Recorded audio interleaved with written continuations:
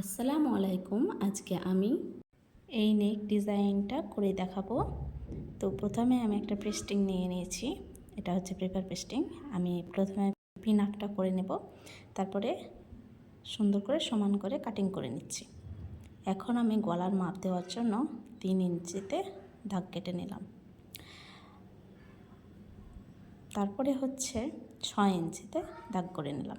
এখন আমি সমান করে দাগটা দিয়ে দিচ্ছি। এখন আমি 11 ইঞ্চিতে দাগটা দিয়ে দিচ্ছি।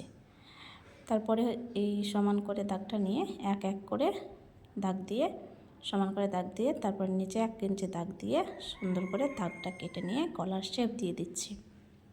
তো গলার শেপটা দিয়ে দেওয়া হলো। এখন আমি আবার পিন আপটা করে নিচ্ছি যাতে কাটিং করার সময় তো সরে না যায়। তো আবারও 1 ইঞ্চি করে এটা শেপ দিয়ে নিলাম এবং এটাকে কাটিং করে নিচ্ছি। কাটিং করা হয়ে গেল। এখন গলার শেপটা আরও ভালো করে কাটিং করে নিলাম। এখন 200 পরিমাণ নিচের দিকটা কেটে নেব। কাটা হয়ে গেল। এখন পিনগুলো খুলে নিয়ে শেপটা দেখাচ্ছি।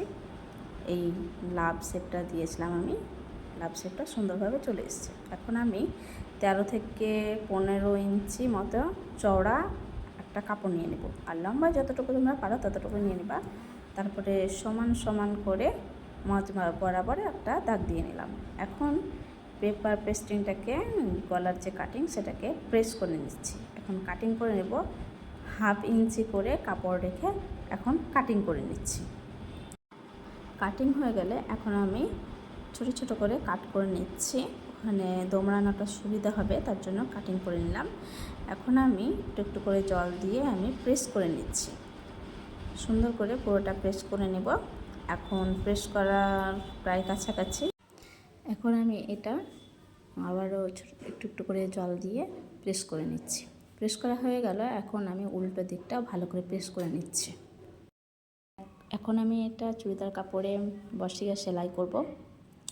তো চলো, পিসটা নিয়ে নিয়েছি, তারপরে অস্ত্রটা দিয়ে দিয়েছি এবং মাঝ বরাবর দাগ দিয়ে নিলাম। মাঝ বরাবর সেলাই করে নিয়ে এখন লবে লবে কিন্তু সেলাইটা দেবো। পেপার পেস্টিংয়ের ওপরে সেলাই দিলে হবে না, সেক্ষেত্রে তখন বসে যাবে পেপার পেস্টিংটা, তার জন্য লবে লবে সেলাইটা দিতে হবে। সেলাইটা আমার দেওয়া প্রায় কমপ্লিট হয়ে গেছে। এখন আমি এই গলার যে শেপ সেই শেপে শেপে কাটিংটা করে নেব। এখন এই মাঝ বরাবর আমি যে কাটিংটা করে দিলাম গলার এক্সট্রা কাটিং, এখানে কিন্তু আমি একটা সুন্দর করে ডিজাইন করব। আর এই ছোট ছোট করে কাট করে নিলাম, কারণ পেস্টিংটা উল্টোতে সুবিধা হয়। এবার আমি পেস্টিংটা উল্টে নিলাম, গলার শেপটা সুন্দরভাবে চলে এলো। এখন 2 ইঞ্চিতে আমি কিছু কাপড় 4 কোনা করে কেটে নিয়েছি। গলার যেই কাটিংটা রেখেছি সেখানে কিন্তু এই ডিজাইনটা বসবে। তো এভাবে তোমরা সেলাইটা করে নেবে। ডিজাইনটা যেভাবে আমি দেখাচ্ছি 3 কোনা করে সুন্দর করে ডিজাইনটা করে নেবে তোমরা। তো আমি এখান থেকে 6 থেকে 7টা এই ডিজাইনগুলো করে নিচ্ছি।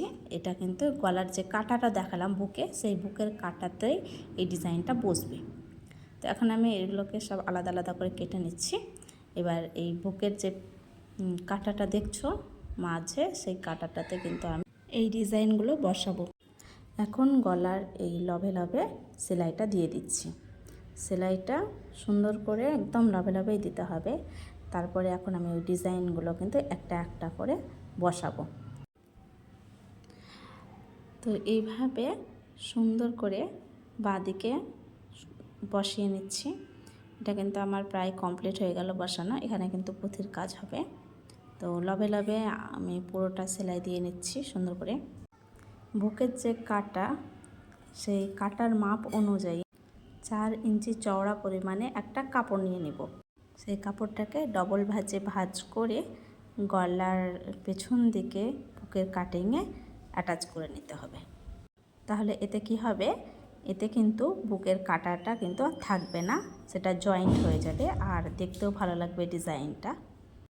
এখন আমি পুরো গলাটাই সুন্দর করে সেলাই করে নেব লবে লবে। তো এখন আমি এবার পুঁথির কাজটা বসাচ্ছি। দেখো, পুঁথিটা দিলে কিন্তু খুব সুন্দর লাগে। তো একটা একটা করে এখানে আমি পুঁথি বসিয়ে নিচ্ছি ছুঁচের সাহায্যে।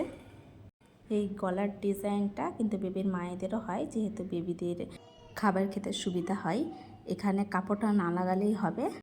তো এখন আমার পুঁতি বসানো কমপ্লিট হয়ে গেছে। এখন আমি ফাঁস দিয়ে নিচ্ছি। ফাঁস দেওয়া হয়ে গেল। এখন আমার পুরো নেকটা কমপ্লিট হয়ে গেছে। তো তোমরাও তোমাদের কাস্টমারের এই ডিজাইনটা করে দেবে, অবশ্যই তোমার কাস্টমারের ভালো লাগবে। তো কেমন হয়েছে তোমরা অবশ্যই আমায় কমেন্ট করে জানাও। আল্লাহ হাফেজ।